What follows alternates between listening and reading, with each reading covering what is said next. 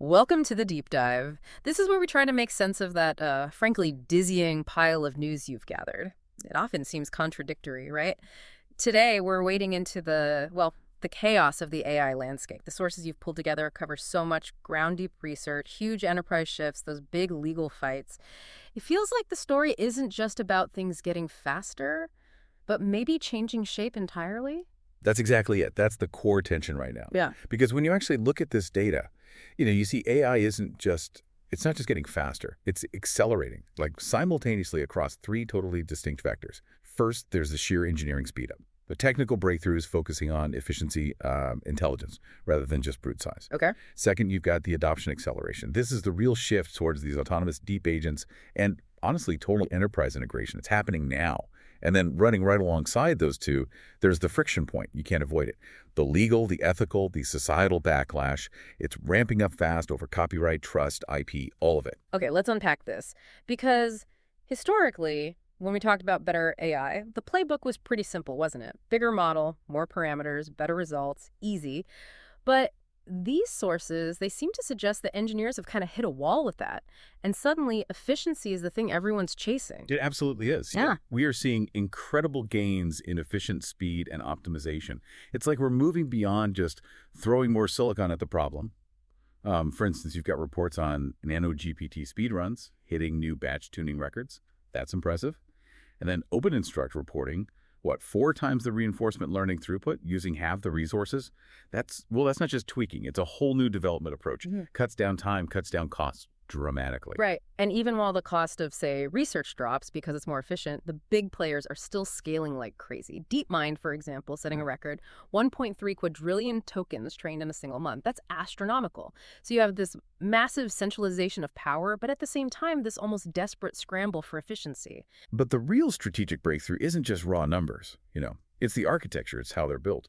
Look at Meta's approach using retrieval augmented generation RShe. That method supports much larger contexts, and it runs, get this, 30 times faster than older models like LLaMA across 16 different benchmarks. 30 times faster, wow. So, Arjay, just to simplify, it's like giving the model external notes in real time, like an open book test, instead of making it just rely on what it memorized during training. Precisely, yes. Smarter system design, getting around those scale limitations. Yeah. And speaking of smarter design, that concept of Markovian thinking you flagged in the research, that's huge for reasoning. It enables this fixed-state linear compute reasoning. Okay, linear compute. Why is that so critical? What does that unlock? What's fascinating here is, it's the strategic implication. See, in standard complex systems, if you double the steps in a reasoning chain, like, say, an agent planning 2 weeks of work instead of just one, the computation needed usually balloons, exponentially. It gets crazy expensive fast. Right. Markovian thinking stops that. Think of it like a train track. No matter how long the train gets, adding one more car just needs one more linear piece of track. You don't have to rebuild the whole network. So this unlocks the real possibility of these really long-running, complex, sequential decisions for these deep agents we mentioned. Ah, okay. So it makes those complex long-term tasks actually feasible, cost-effective even, and that capability, that feeds directly into this democratization trend we're seeing, right? The power sort of shifter away from just the giant cloud providers and maybe onto our own devices. Exactly. And we're seeing tiny models getting these, frankly, outsized results. How about this one? A 7 million parameter model, tiny recursive model. It was shown outperforming vastly larger language models on really difficult tasks, specifically Sudoku Extreme. That just flies in the face of the old size equals skill rule. Wait, hold on. 7 million parameters, that's minuscule. You could practically run that on a smart toaster these days. How does a tiny model beat the giants on a pure logic task like Sudoku Extreme? Because it's specialized. It's architecturally focused on reasoning, not, writing poetry or summarizing the news. It's built for that kind of problem. It just highlights how potent specialized intelligence can be. And the result, accessible AI. The sources mentioned this LFM2 AP-A1B model. It's so efficient, it runs effectively on standard consumer hardware, which means the AI runs fast and, crucially, privately, right there on your machine. No cloud server involved. All right, so you've got these things getting smaller, faster, running locally, but what are they actually doing? What's the job description now? They're becoming agents, you mentioned. And that brings us neatly to this agentic revolution and its huge enterprise integration. We're clearly past just asking chatbots questions. Oh, absolutely. We are. The philosophical shift feels complete now. The momentum isn't about single-turn assistance anymore. It's shifting to these proactive, long-running, deep agents that manage, global planning, complex tool use. And industry voices are saying, look, getting real enterprise value now, it means changing entire business workflows, not just plugging in some new software. And the tools are evolving to support that autonomy, right? I saw mentions of agentic context engineering, reframing prompts in memory, like evolving playbooks for the AI. Exactly. And plus, you see tools like Blast emerging. That's an open-source, high-parallel web browsing engine built specifically for these multi-step AI agents. These systems aren't just answering questions. They're designed to actually interact with the world, browse, take actions. And that interaction is jumping straight into commerce, apparently. OpenAI and Stripe launching this agentic commerce protocol, ACP. Yeah. That sounds like users shopping and paying directly inside the chat. That's the idea, yeah. We're talking potential integration with, like Uber Eats, DoorDash, Instacart, where the agent handles the whole flow, finding the item, adding it to the cart, checking out, payment, all without you ever leaving the chat window. So the AI agent becomes a financial intermediary, handling transactions. That's a huge leap in terms of trust and complexity. How quickly is the corporate world actually adopting this level of autonomy? Is it real yet? Incredibly fast. It seems so. Take KPMG. They rolled out Google Cloud's Gemini Enterprise AI platform across the whole firm. And the adoption rate, nearly 90% of employees were using it within weeks. 90% in weeks? Yeah. That's not a pilot program. That sounds like one of the fastest cultural shifts I've ever heard of in a huge global business. How did they manage that, according to the sources? What made it stick so quickly?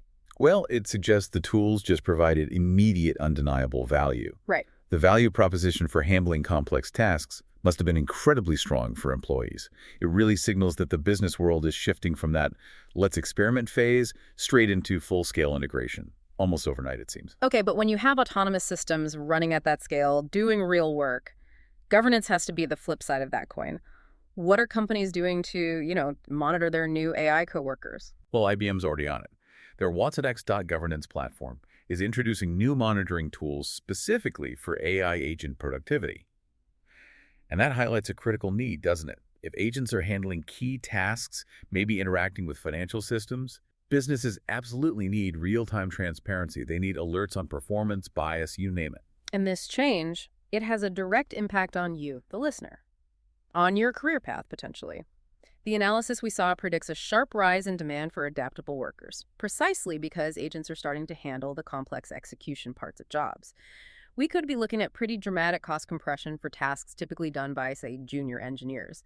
The human role seems to be shifting away from doing the task itself towards collaboration, strategy, oversight. Yeah, the required skill set is definitely shifting under people's feet right now. Yeah. But while the tech accelerates, to the point where it's practically running parts of companies, the legal and ethical frameworks, they're really struggling to keep up. They're almost grinding to a halt. Which brings us squarely to that friction point we mentioned earlier. Right. And here's where it gets really interesting, because the speed of innovation is just slamming headfirst into existing legal structures, ethical norms, and the result seems to be this massive surge in copyright disputes that could genuinely threaten the whole economic basis of the AI industry. The scale of these lawsuits it's staggering. You've got major players, OpenAI, Apple mentioned specifically facing multiple suits. The core allegation, using pirated books, vast libraries of them, to train their foundational models. And these sources note these disputes could realistically lead to billion-dollar penalties. Billion-dollar penalties. That kind of financial risk changes the entire equation for every AI company, big or small. But it's not just about copyrighted texts like books, is it? The creative world is raising alarms about artistic style itself. That's the really tricky part of this fight now. Platforms like Midjourney are facing criticism for mimicking the unique styles of well-known artists very closely. And this challenges the very idea of style ownership. Like, where does inspiration stop and outright theft begin? The law hasn't really caught up with distinguishing between copying a specific output versus copying the essence of someone's creative work. And that friction, it just ramps up even more when we look at generative video and the potential, frankly, for the complete erosion of digital trust. Oh, absolutely. OpenAI's Sora video app. Yeah. Its release triggered an immediate and pretty furious backlash from Hollywood. Studios like Disney, Warner Bros., they're deeply concerned about deepfakes, about intellectual property being used without permission. And you have experts already warning about a rise in misinformation, identity theft. Basically saying, that old adage, seeing is believing, that's over. Yeah, and the sources pointed out that when Sora 2 apparently removed video watermarks, that just intensified the concerns, didn't it? Making it even harder to tell what's real and what's synthetic. Exactly. It forces everyone else onto the defensive. You see platforms like Musk's Groq announcing they're building in deepfake detection features precisely to try and combat this growing threat to authenticity. And this loss of trust, it has immediate real-world impacts, even in places you might not expect, like education integrity. That's a key societal risk. Mm-hmm. And it hits home if you're involved in education. We saw reports about Australian universities under fire, right, Mm-hmm. for false cheating accusations that came from relying too heavily on automated AI detection tools.